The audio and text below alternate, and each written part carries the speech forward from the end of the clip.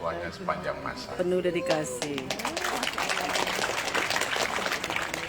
Nah, ini satu PR, tadi disebut ada tokoh budaya, Pak Ahmadul Kosasi dan lain sebagainya. Saya cerita sedikit, dulu itu saya SMA di Australia kelas 3. Saya mendapat pengalaman baru bersekolah di Australia itu karena punya cara belajar yang sangat berbeda. Saya sekolah Pak Bupati, Pak Ketua DPRD di satu SMA namanya Satterdean Secondary College di Alice Springs. Itu ngambil pelajaran nggak banyak, kalau nggak salah cuma 5 saja Bang Obi. Ada fisika, kimia, matematika, karena saya jurusan A1 waktu itu fisika. Yang mengejutkan saya, beda lagi guru-guru pengetahuan atau Tuan Abasaril. Rata-rata guru fisika saya, guru kimia, guru matematik itu selalu cantik. Wah iya Srea.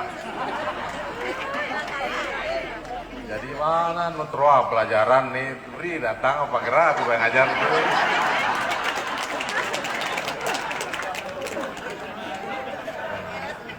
Ini pelajaran pertama buat Sumbawa nih, saya jarang cerita di mana-mana. Tidak mungkin satu daerah itu akan maju tanpa penguasaan sains dan teknologi. Tidak mungkin satu daerah itu mencicipi atau menggesa ketertinggalannya kalau insinyurnya lebih sedikit dibandingkan sarjana hukumnya. Nah, sarjana guru tak SPD, MPD, baik. Nah, jadi kembali ke guru-guru saya itu, hampir semua guru matematika, fisika, matematik itu pasti menyenangkan. Menjelaskan rumus percepatan sama dengan V dibagi T itu dengan lagu. Acceleration adalah velocity divided by time. Saya kemudian membayangkan guru-guru saya di Sumbawa, Kaleng SD, SMP, SMA. Ada yang ngajar matematika, tanda beruah hidung mata.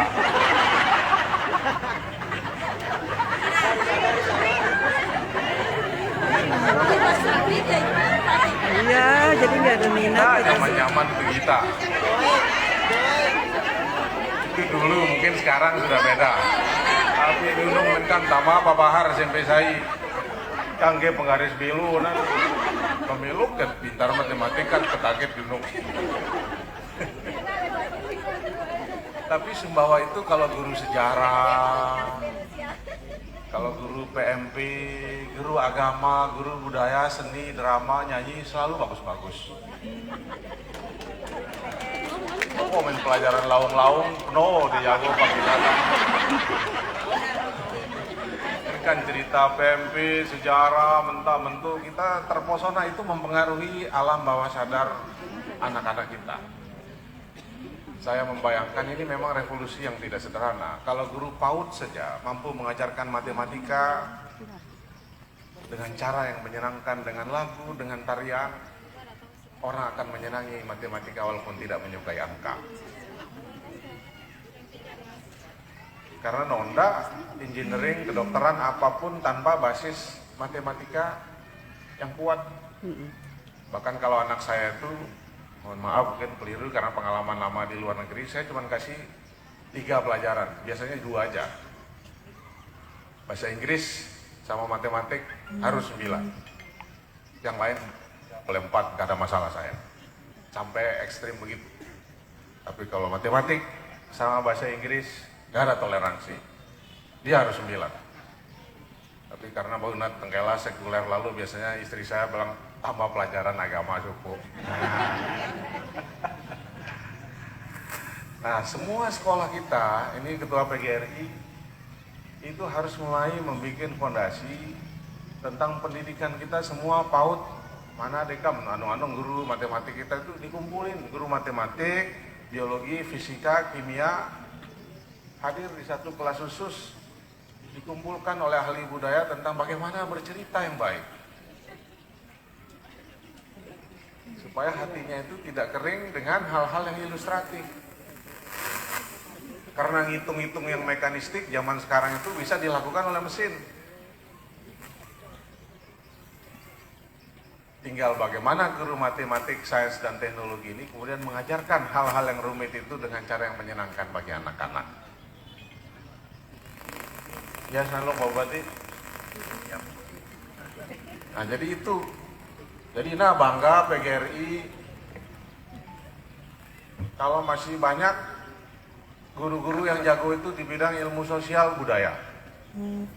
Yang penuh lalu dia menang ini cita-cita saya jadi anggota DPR.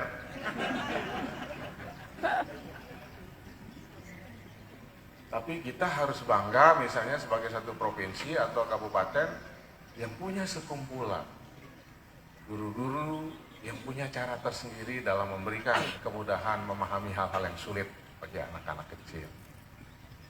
Nah, itu yang pertama. Yang kedua, satu-satunya wakil pemerintah pusat di provinsi ini hanya gubernur. Hanya gubernur. Tidak boleh lagi ada pemisahan, ini pendidikan oleh kabupaten, ini pendidikan oleh Departemen Agama, ini pendidikan oleh provinsi. Kepala Dinas Pendidikan Provinsi itu adalah yang bertanggung jawab terhadap persoalan pendidikan di seluruh Nusa Tenggara Barat. Dari TK, SD, SMA, SMP, SMK, universitas, bahkan semua madrasah-madrasah kita. Jadi nggak boleh Pak KCD seakan-akan tanggung jawab hanya SLB, SMA, dan SMK saja, semuanya. Tapi kalau untuk SD dan SMP, dia dibantu dan berkoordinasi dengan Kepala Dinas Pendidikan di kabupaten. Kalau dengan madrasah, dia berkoordinasi dengan kantor agama yang ada di kabupaten kota masing-masing. Jadi harus yang satu tertinggi, semua. perwakilan gubernur itu. Jadi saya tidak mau lagi mendengar deta wewenang kabupaten, deta wewenang provinsi, deta wewenang pusat. Nggak boleh lagi memandang seperti itu. Jalan kabupaten itu sekedar pembagian saja, penanggung jawabnya kita semua. Apalagi saya dengar guru-guru WA saya, Pak Bupati, syukur Pak Gubernur walaupun terpencil kita guru-guru tak tinggi gaji di semua watak. Ya coba. Pengen rasa gitu bima gitu dong Bu, mereka sejahtera jadi guru Bang kita. Ya ke Bu.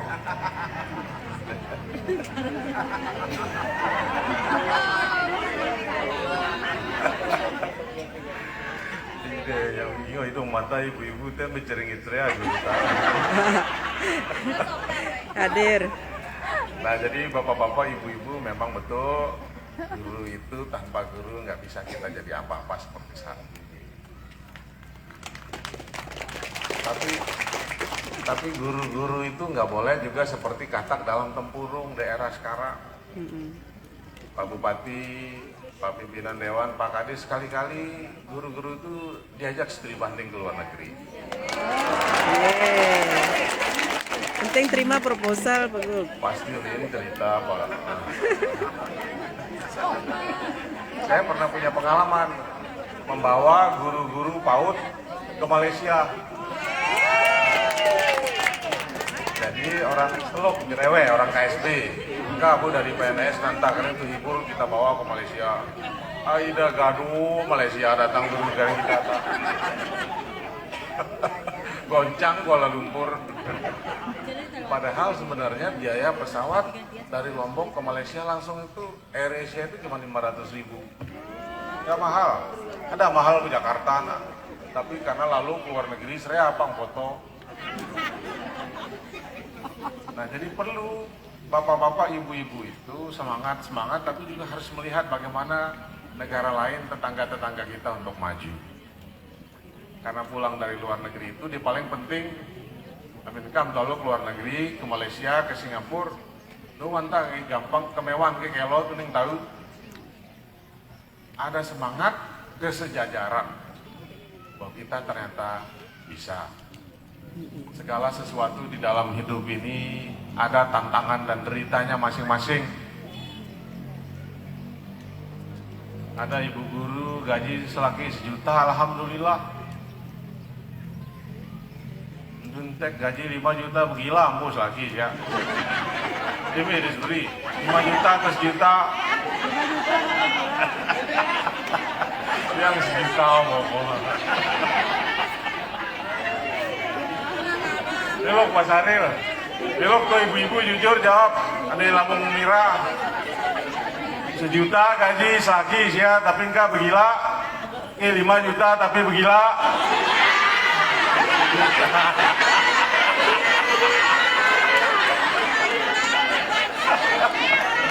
Wih, jangan perang beta.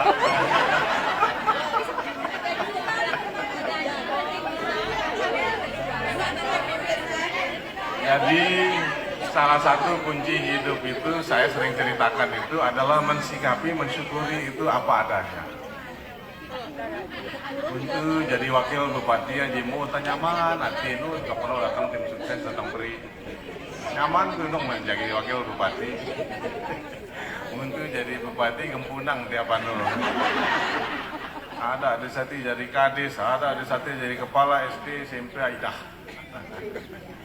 Semua jabatan ada deritanya masing-masing. Budi jadi dosen, sekarang jadi kepala dinas, belum tentu nyaman.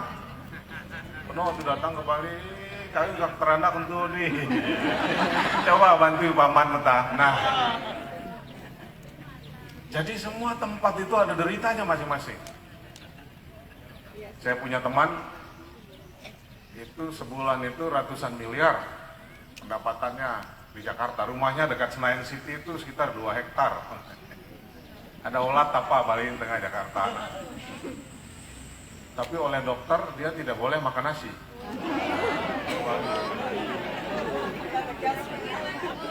Dia tidak boleh makan daging. Dia tidak boleh makan goreng-gorengan.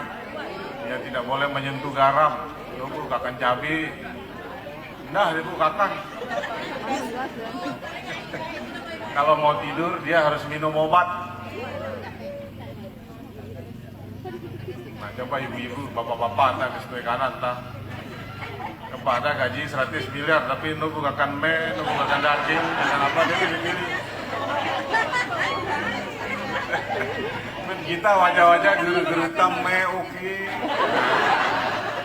Soto tiap jaga. Ini benda dia kita. Jadi hidup itu ada deritanya masing-masing. Tanpa gaji, tanpa penghasilan, tanpa ekspektasi, tanpa harapan, tanpa masalah. Kan gua tuh jadi bupati, gubernur biasa rango, balik penuh mobil, itu kompensasi atas kehilangan banyak hal. Rango, balik penuh mobil, udah pindah dengan mesa-mesa tapi nanti muda. Nah, jadi kita syukuri apa yang ada karena kita tahu Allah memberikan kita sesuai dengan takarannya. Kalau Allah sudah mengatakan kita siap, tanpa kita duga-duga Allah akan hadirkan posisi rezeki dengan sendirinya. Iya. Nah, jadi mana 1 juta gaji saya syukuri berkahnya. Hebat siapa ya? Jadi hidup NTB Gemilang, Sumbawa Gemilang berkah ada abad itu sebenarnya intinya itu adalah keberkahan. Keberkahan tak 1 juta gaji itu senap balik parah, 10 juta senap balik parah, 100 juta senap itu namanya keberkahan. Nah, sampai 1 juta tenang berkah itu nyaman itu teks 10 juta nih aidah. Yang puting beliung nah ya mampara saja itu namanya nggak berkah. Makanya kita berdoa pada Allah, ya Allah jadikanlah semua yang kami minta itu sesuai dengan takarannya. Allah lebih tahu. Nah, mudah-mudahan dengan sedikit pengantar ini gaji 1 juta alhamdulillah, nanti naik gaji alhamdulillah, 5 juta pun alhamdulillah. Benar jangka pengantar kita Pak Kandidat. Terima kasih. Assalamualaikum warahmatullahi wabarakatuh.